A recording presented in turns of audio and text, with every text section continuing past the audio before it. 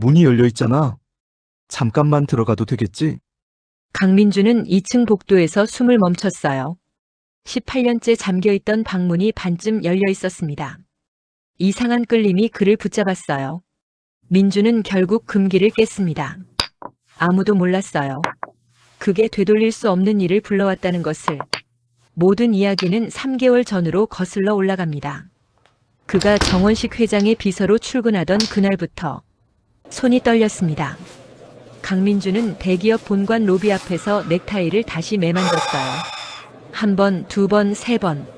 손이 계속 떨려서 제대로 매듭이 지어지지 않았습니다. 심호흡을 했어요.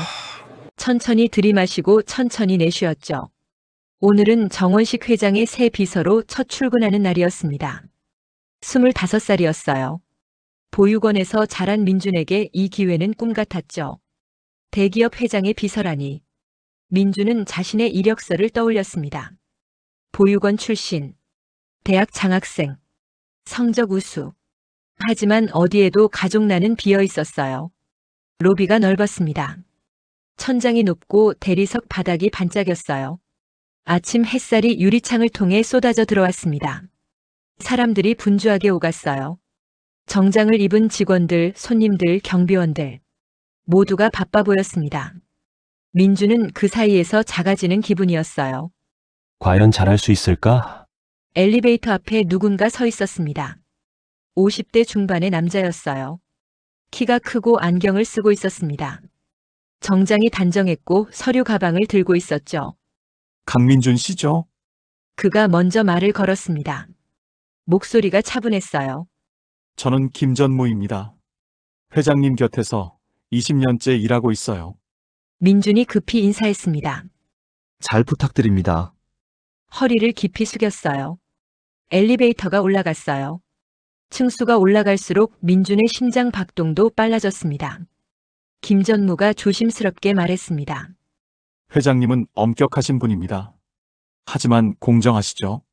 일 잘하는 사람은 인정해 주시고요. 잘하시면 좋은 기회가 많을 거예요. 민준은 고개를 끄덕였습니다. 네, 최선을 다하겠습니다. 김전무가 민준을 봤어요.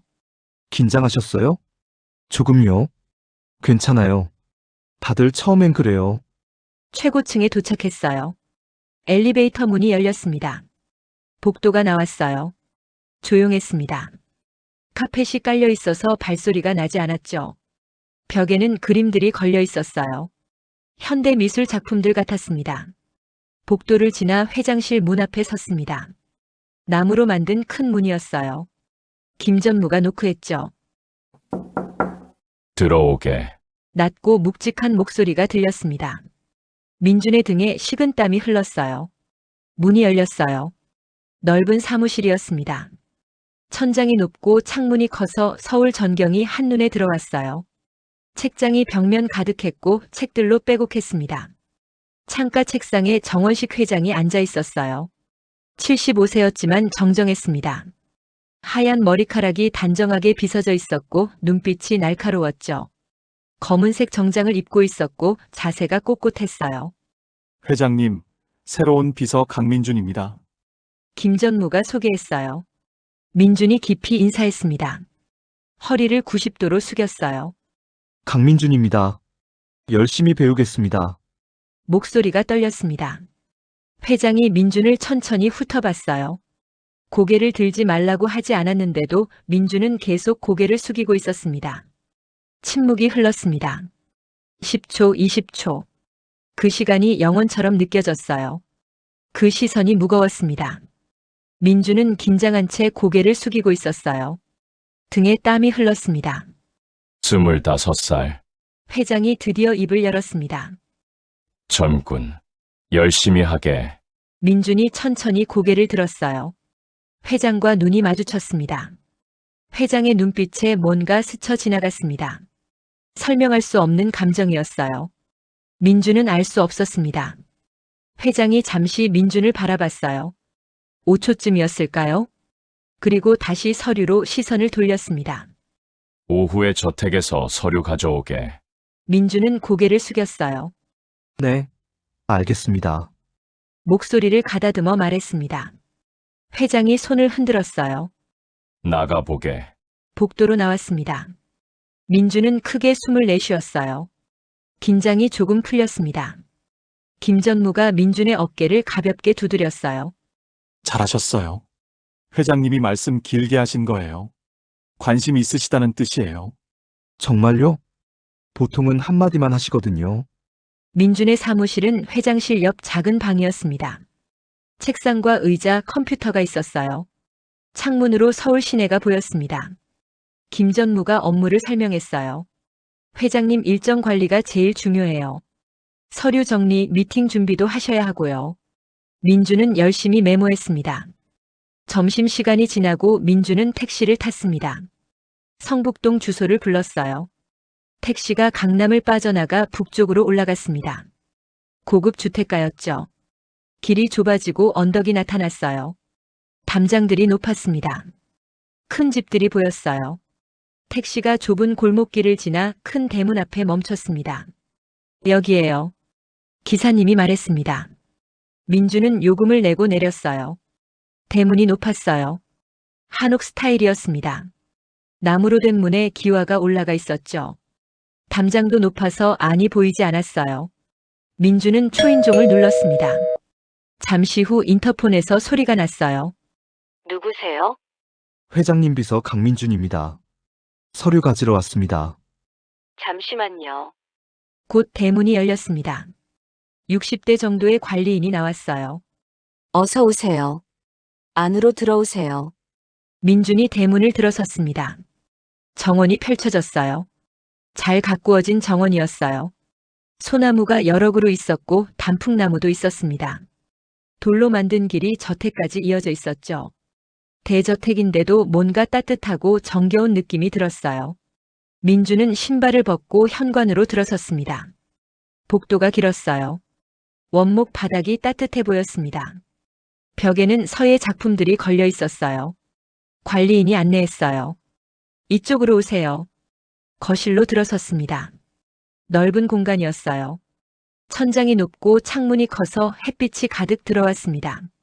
민준의 시선이 한 곳에 멈췄어요. 유리 장식장이 있었습니다. 그 안에 바둑판이 놓여 있었어요. 고급 나무로 만든 바둑판이었습니다. 표면이 윤이 났어요. 세월의 흔적이 느껴졌습니다.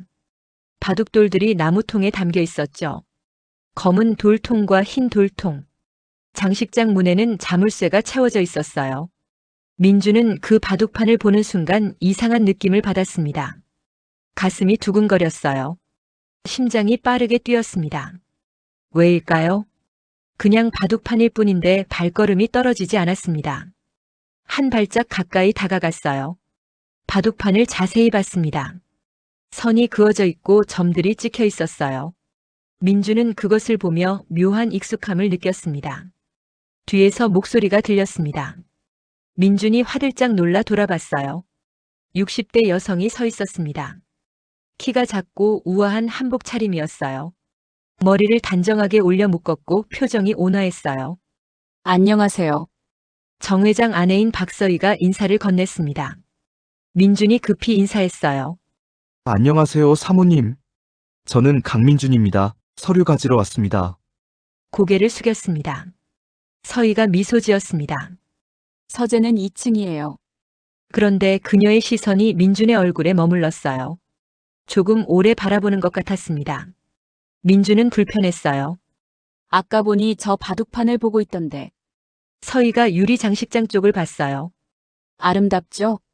18년째 저기 있어요. 그녀의 목소리가 떨렸습니다.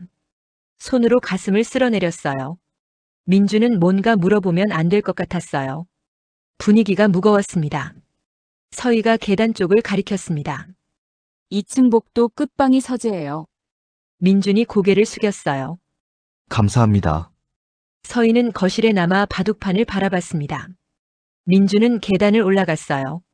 계단이 원목으로 되어 있었습니다. 삐걱 소리가 났어요. 2층에 도착했습니다. 복도는 조용했어요. 복도를 걷는데 서재 옆 방이 눈에 들어왔습니다. 다른 방들은 문이 평범했는데 그 방만 달랐어요. 문이 굳게 닫혀 있었습니다. 자물쇠가 3개나 걸려 있었어요. 큰 자물쇠, 중간 자물쇠, 작은 자물쇠. 모두 채워져 있었습니다. 민주는 걸음을 멈췄어요. 왜 저 방만 저렇게 잠가뒀을까? 무엇이 있을까? 금기된 무언가가 있는 걸까? 하지만 더 이상 보지 않았습니다. 서재로 들어갔어요. 문을 열자 책 냄새가 났습니다. 오래된 책 냄새와 나무 냄새. 책으로 가득한 방이었어요. 벽면 전체가 책장이었습니다. 수천 권의 책이 꽂혀 있었죠. 바둑 관련 책들이 많았어요. 한자로 된 옛날 책들도 있었습니다. 책상 위에 서류 봉투가 놓여 있었어요. 갈색 봉투였습니다. 민주는 그것을 집어들었어요. 책상 위에 액자가 하나 있었습니다. 민주는 그것을 봤어요. 가족 사진이었습니다. 젊은 시절의 회장과 부인, 그리고 어린 남자아이가 함께 찍은 사진이었죠. 회장은 지금보다 머리가 검었고 부인도 젊었어요. 아이는 7살쯤 돼 보였습니다. 환하게 웃고 있었어요. 행복한 가족 같았어요. 민주는 서류를 들고 1층으로 내려왔어요. 서희가 현관에서 기다리고 있었습니다. 차 한잔하고 가실래요? 아니요, 괜찮습니다. 말씀만이라도 감사합니다. 회사로 돌아가야 해서요. 민준이 정중하게 거절했어요. 서희가 문을 열어줬어요. 그런데 민준이 신발을 신으려는 순간 그녀가 조용히 말했습니다. 민준 씨, 네, 민준이 고개를 들었어요. 혹시 어릴 때 어디서 자랐어요? 초면에 이런 질문 실례일까요? 민준은 놀랐어요. 갑작스러운 질문이었습니다. 제가 보육원 출신이라, 그리고 8살 이전은 기억이 안 납니다, 사모님. 그때 사고가 있었대요. 보육원 선생님한테 들었던 이야기예요. 서희의 눈빛이 흔들렸습니다. 손이 떨렸어요. 미안해요. 내가 불편하게 했네요. 그녀가 작은 목소리로 말했습니다. 그럼 조심히 가세요. 민주는 고개를 숙이고 저택을 나왔습니다. 대문을 나서며 뒤돌아봤어요. 저택이 고요했습니다. 가을 햇살을 받아 기와가 반짝였어요. 민주는 왠지 모를 아쉬움을 느꼈습니다. 왜 그런지 그때는 알 수 없었죠. 다음 날 아침 민주는 일찍 출근했습니다. 7시 반이었어요. 회장실 앞 작은 사무실로 갔습니다. 그의 자리였어요. 김전무가 이미 와 있었습니다. 일찍 왔네요, 강비서. 네, 배울 게 많아서요. 김전무가 웃었어요. 좋아요. 김전무가 업무를 자세히 설명했어요. 회장님 일정은 이 파일에 정리돼 있어요. 매일 아침 확인하고 회장님께 보고하세요. 미팅이 있으면 30분 전에 자료 준비하고요. 방문객이 있으면 신원 확인하고요. 민주는 열심히 메모했습니다. 노트에 빼곡하게 적었어요. 일주일이 지났습니다. 민주는 업무에 익숙해졌어요. 회장 일정 관리, 서류 정리, 전화 응대. 실수 없이 잘 처리했습니다. 회장도 만족하는 것 같았어요. 잘하고 있네. 어느 날 회장이 말했습니다. 민주는 기뻤어요. 저택에도 자주 갔습니다. 일주일에 서너 번은 서류를 가져다 줬어요. 그때마다 거실을 지나갔습니다. 이상하게도 항상 바둑판이 눈에 들어왔어요. 유리 장식장 안에 바둑판. 민주는 왜인지 자꾸 그것을 보게 됐습니다.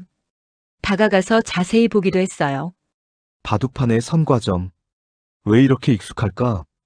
어느 날 저택에 서류를 가져다 주러 갔어요. 오후 2시쯤이었습니다. 현관에 들어서니 거실에서 소리가 들렸어요. 서희가 바둑판을 닦고 있었습니다. 유리 장식장 문을 열고 바둑판을 꺼내놨어요. 정성스럽게 천으로 표면을 닦고 있었습니다. 하나하나 먼지를 제거하고 있었죠. 민준이 지나가다 그 모습을 봤습니다. 서희가 고개를 들었어요. 아, 민준 씨. 서류 가지러 왔어요?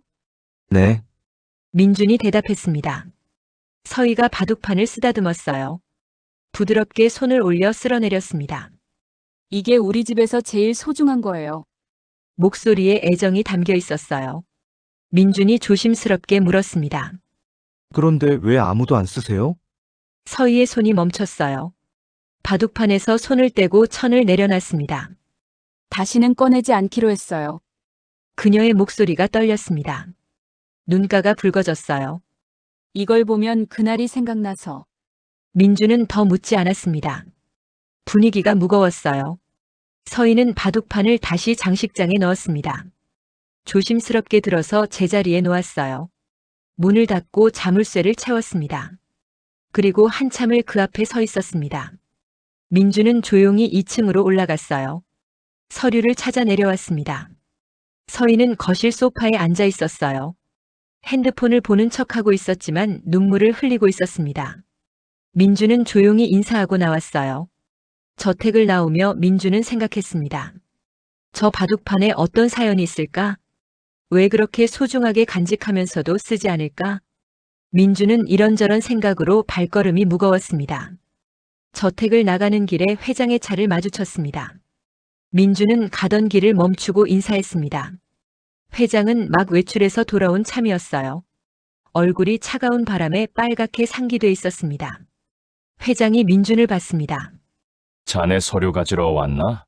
네, 회장님. 잠시 시간 내서 산책 좀 하지. 비서도 나를 좀 알아야 일하기 편할 테니. 두 사람은 정원으로 나갔습니다. 소나무 길이 있었어요. 길 양옆으로 소나무가 늘어서 있었습니다. 천천히 걸었어요. 가을 바람이 불었습니다. 낙엽이 떨어지고 있었죠. 바스락 소리가 났어요. 자네 보육원에서 자랐다고 들었네. 회장이 먼저 말을 꺼냈습니다. 어릴 때부터 쭉 지냈습니다. 민준이 대답했습니다. 힘들었겠어. 괜찮았습니다. 선생님들이 좋으셨어요. 부모님은? 회장이 물었습니다. 모릅니다. 민준이 솔직하게 말했어요. 8살 이전 기억이 없어요. 보육원 선생님이 그러시는데 제가 어딘가에서 발견됐대요. 기억상실 상태였습니다. 회장의 걸음이 잠시 멈췄습니다. 민준도 멈춰 섰어요. 8살 이전? 회장이 물었습니다. 목소리가 조금 떨렸어요. 네, 회장님. 기억이 완전히 공백이었습니다. 민준이 대답했습니다. 언제 발견됐는데? 회장이 다시 물었습니다. 7살 때 뺑소니차에 치여 쓰러진 채 발견되었다고 들었어요. 그 이전 기억은 하나도 없어요. 강민준이란 이름은 보육원 선생님이 지어주신 거예요. 회장의 얼굴이 창백해졌습니다. 손이 떨렸어요. 그의 눈빛이 흔들렸습니다. 민준이 회장을 봤어요. 혹시 무슨 일 있으십니까, 회장님? 회장이 고개를 저었습니다. 아니야. 괜찮네. 다시 걷지. 하지만 회장의 걸음이 불안정했습니다. 휘청거렸어요. 민준이 급히 부축했습니다. 괜찮으세요? 괜찮아. 회장이 말했지만 얼굴이 하였어요. 벤치에 앉았습니다. 회장이 심호흡을 했습니다. 민준은 걱정스럽게 옆에 앉았어요. 회장님, 병원으로 모실까요? 아니야. 5분쯤 지나자 회장이 진정했습니다. 안색이 조금 돌아왔어요. 요즘 몸이 예전 같지 않아서 이제 들어가지. 저택으로 돌아왔습니다. 회장이 서재로 올라갔어요.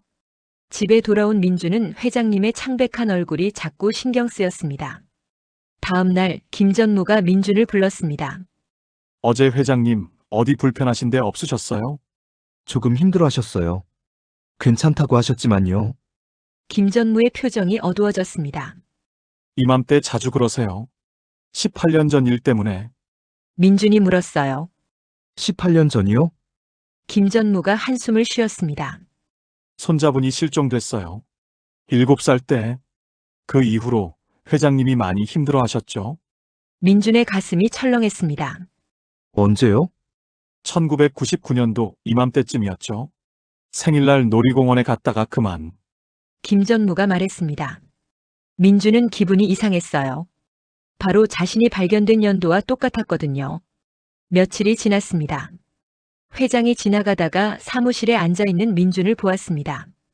민준은 차를 마시고 있었어요. 그는 컵을 두 손으로 감싸 쥐고 있었습니다. 엄지를 위로 올리고 나머지 손가락으로 컵을 감싸는 방식이었어요. 회장이 그걸 봤습니다. 그는 너무 놀라 갑자기 벽을 잡고 기대었습니다. 똑같은 습관이었습니다. 회장이 가르쳐준 방식이었죠. 뜨거운 차를 마실 때 이렇게 잡으면 안전하다고. 회장은 제대로 서 있기가 힘들었어요. 18년간 숨겨놓았던 아픈 기억이 그를 후벼 팠습니다. 왜 강비서에게서 그 아이가 보이는 걸까? 하지만 회장은 좀 더 지켜보기로 했습니다. 그동안 너무도 많은 실망을 겪었기에 이번에는 함부로 움직이지 않았어요. 어느 날 오후였습니다. 민주는 유독 일찍 회사를 나섰습니다. 중요한 미팅이 취소됐거든요. 민주는 저택에 서류를 가져다 주러 갔습니다. 택시를 타고 저택에 도착했어요. 정원이 조용했어요. 현관으로 들어섰는데 아무 소리도 들리지 않았습니다. 아무도 안 계세요? 민준이 불렀어요. 대답이 없었습니다. 관리인도 보이지 않았어요. 평소보다 일찍 와서 내가 오는지 모르셨나 보네. 민주는 혼잣말을 했습니다. 그는 평소와 같이 2층 서재로 올라갔습니다. 계단을 조용히 올랐어요. 삐걱 소리가 났습니다. 서재로 걸어가는데 발걸음이 멈췄습니다. 항상 잠겨있던 그 방. 자물쇠가 3개나 걸려있던 방이 오늘은 문이 열려 있었습니다. 문이 열려 있잖아. 잠깐만 들어가도 되겠지. 민주는 주위를 둘러봤어요. 아무도 없었습니다. 복도는 고요했어요. 이상한 끌림이 그를 붙잡았어요. 발걸음이 저절로 움직였습니다. 방 쪽으로 한 걸음, 또 한 걸음. 멈출 수 없었어요. 안을 살짝 들여다봤습니다. 민주는 천천히 문을 밀었습니다. 문이 열렸어요. 방 안으로 들어갔습니다. 시간이 멈춘 것 같았습니다. 민주는 천천히 방을 둘러봤습니다. 왜일까요? 낯선 방인데 익숙했습니다. 처음 보는 물건들인데 낯설지 않았어요. 책상으로 다가갔습니다. 책상 위에 뭔가 놓여 있었어요. 천으로 덮여 있었습니다. 민주는 천을 들어 올렸습니다. 바둑판이었습니다. 작은 바둑판. 민주는 그것을 보는 순간 숨이 멎었습니다. 온몸이 얼어붙었어요. 그냥 바둑판일 뿐인데. 하지만 그는 알 수 없는 감정에 휩싸였습니다. 바둑판 앞에 놓인 낮은 의자를 당겨 앉았어요. 어린이용 의자였습니다. 민준이 앉기에는 매우 낮았지만 이상하게 편했습니다. 민주는 손을 뻗어 바둑통을 만졌습니다. 뚜껑을 열자 바둑돌이 가득 담겨 있었어요. 민주는 떨리는 손으로 돌을 하나 집었습니다. 검은 돌. 손에 쥐는 순간 전율이 흘렀어요. 손에 딱 맞는 무게. 모든 게 익숙했어요. 머릿속에서 뭔가 번쩍였습니다. 목소리가 들렸어요. 지호야. 지호야. 누구의 목소리일까? 따뜻한 목소리. 민주는 눈을 감았습니다. 손이 저절로 움직였어요. 첫 번째 돌을 놓았습니다. 오른쪽 위 구석. 생각하지 않았습니다. 검지와 중지로 돌을 잡았습니다. 익숙한 소리였습니다. 두 번째 돌. 세 번째 돌. 손이 멈추지 않았어요. 민주는 혼자 바둑을 뒀습니다. 검은 돌, 흰 돌. 번갈아가며 놓았어요. 어디에 놓아야 할지 생각할 필요가 없었어요. 10개, 20개, 30개. 돌이 바둑판 위에 늘어났습니다. 흐름이 자연스러웠어요. 마치 오래전부터 두던 대국 같았습니다. 왜일까요? 민주는 손을 멈출 수 없었습니다. 그때였습니다. 아래층에서 소리가 들렸어요. 현관 문 열리는 소리. 민주는 얼어붙었습니다. 손이 공중에 멈췄어요. 바둑돌을 쥔 채로요. 누군가 이쪽으로 오고 있었어요. 민준의 심장이 터질 것 같았습니다. 발소리가 문 앞에서 멈췄어요. 문이 천천히 열렸습니다. 정원식 회장이 서 있었습니다. 천천히 방으로 들어왔습니다. 회장의 얼굴이 하얗게 질렸습니다. 바둑판을 내려다봤습니다. 하나하나 확인했습니다. 오른쪽 위 구석의 첫 수, 왼쪽 아래의 두 번째 수. 회장의 손이 심하게 떨렸습니다. 이럴 수가. 회장이 중얼거렸어요. 회장은 무릎을 꿇었습니다. 이건 18년 전 전국대회 결승전에서 지호가 마지막으로 둔 대국이야. 회장의 손가락이 바둑판 위를 따라갔습니다. 여기. 이 수가 아달이야. 지호가 상대를 몰아붙이던 바로 그 수. 모든 수가 똑같아. 하나도 틀리지 않았어. 18년이 지났는데 민주는 회장의 모습에 당황했습니다. 죄송합니다, 회장님. 문이 열려 있어서. 회장이 민준을 봤습니다. 눈에서 눈물이 흘렀어요. 자네가 어떻게? 이건 우리 지호만 아는 건데. 민준이 고개를 저었습니다. 저도 모르게 손이 저절로 움직였어요. 회장의 손이 민준의 손을 잡았습니다. 자네 어떻게 이걸? 혹시 자네 진짜 우리 지호니? 회장이 눈물을 흘리며 일어났습니다. 책상 서랍을 열었습니다. 오래된 노트를 꺼냈어요. 기보집이었습니다. 손주 지호의 경기를 한 수 한 수 적어둔 것이었죠. 페이지를 넘겼습니다.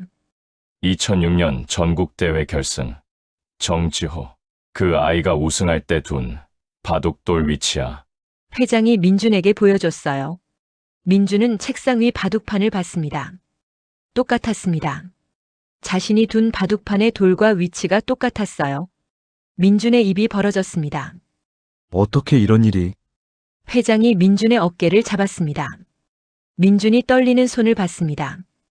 회장의 눈에서 눈물이 멈추지 않았습니다. 넌 지호야. 내 손자야. 민준도 울고 있었습니다. 이유 없이 가슴이 아프고 눈물이 멈추지 않았어요. 회장이 민준을 껴안았습니다. 18년 만에 돌아왔어.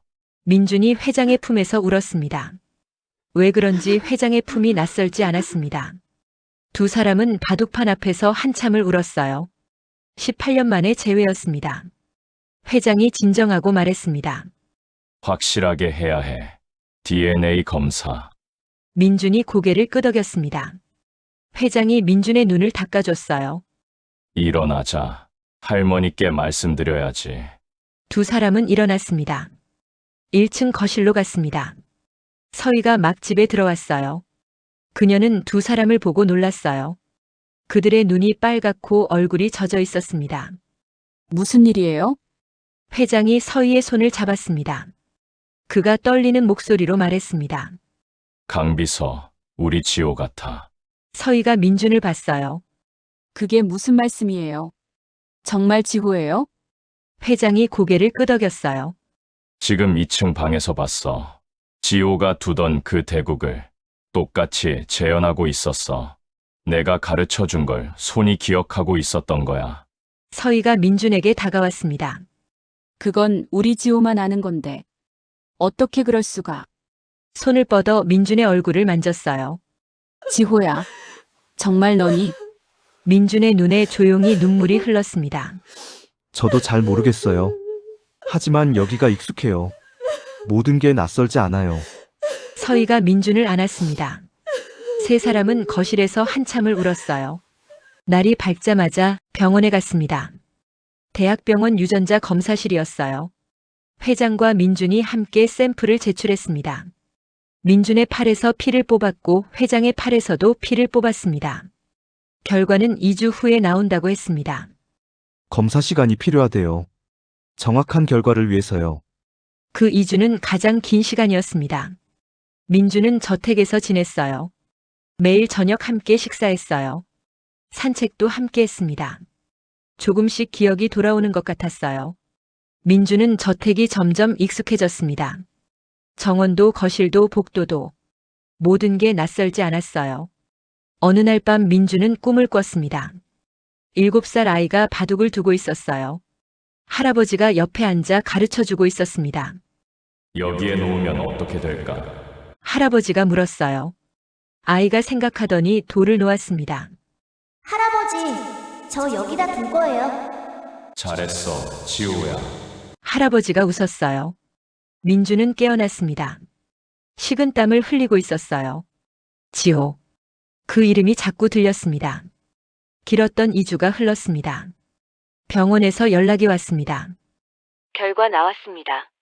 내일 오전 10시에 오세요. 그날 밤 민준은 잠을 이루지 못했습니다. 회장도 마찬가지였습니다. 제발, 우리 지호이길. 이번에는 꼭 지호여야 해. 서희도 밤새 기도했습니다. 다음 날 아침이 밝았습니다. 회장과 민준이 함께 병원으로 갔어요. 두 사람은 말이 없었어요. 긴장 때문이었습니다. 유전자 검사실로 갔어요. 진료실 문 앞에 섰습니다. 회장이 심호흡을 했어요. 의사가 책상에 앉아 기다리고 있었습니다. 앉으세요. 검사 결과가 나왔습니다. 의사가 서류를 꺼냈어요. 두툼한 파일이었습니다. 정원식 회장님과 강민주 씨의 DNA를 비교 분석했습니다. 의사가 잠시 멈췄습니다. 방 안에 침묵이 흘렀어요. 민준의 심장이 빠르게 뛰었습니다. 일치도는 99.99%입니다. 의사가 말했습니다. 정 회장님과 강민주 씨는 할아버지와 손자 관계가 맞습니다. 방 안에 침묵이 흘렀어요. 아무도 말하지 않았습니다. 회장의 눈에서 눈물이 흘렀습니다. 민준도 눈물을 흘렸어요. 회장이 천천히 일어났습니다. 민준에게 다가갔어요. 민준도 일어났습니다. 두 사람은 마주 섰어요. 회장이 떨리는 목소리로 불렀습니다. 그렇게 부르고 싶었던 손자의 이름. 우리 지호, 돌아왔구나. 민준이 회장의 품에서 울었습니다. 두 사람은 한참을 울었어요.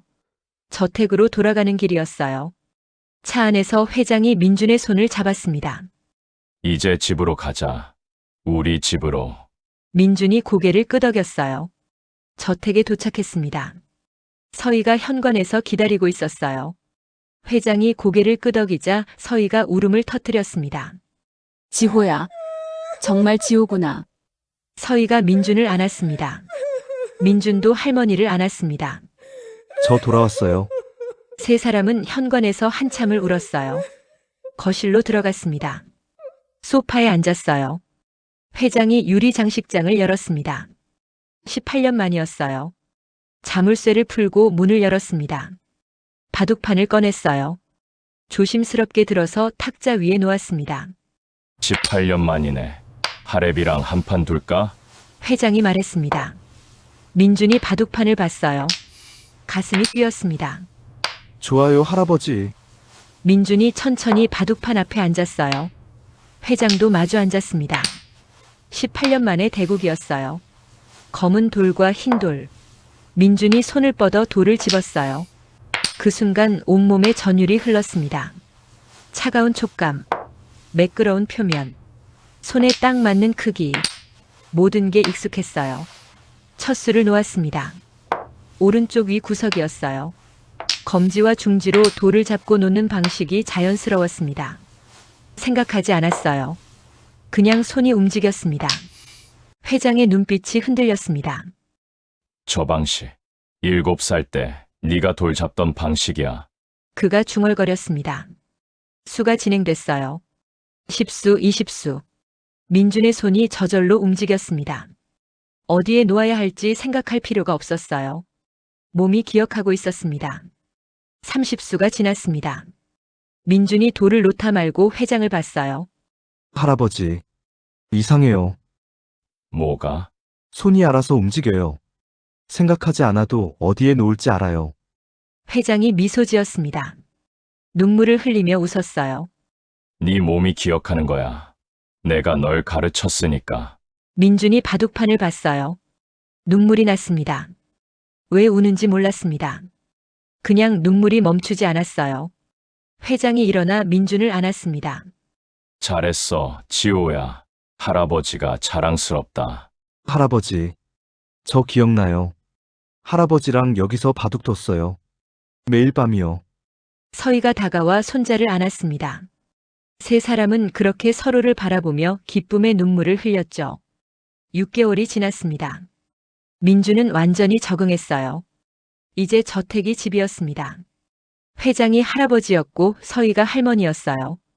가족이 생긴 거였습니다. 저녁마다 할아버지와 바둑을 뒀습니다. 거실 바둑판을 꺼내놓고 두 사람이 마주 앉았어요. 민준의 실력이 점점 돌아왔습니다. 손이 기억하고 있었어요. 어느 일요일 아침이었습니다. 민준은 일찍 일어나 할아버지 방으로 갔어요. 할아버지 산책 가요. 회장이 웃으며 일어났습니다. 그래, 가자.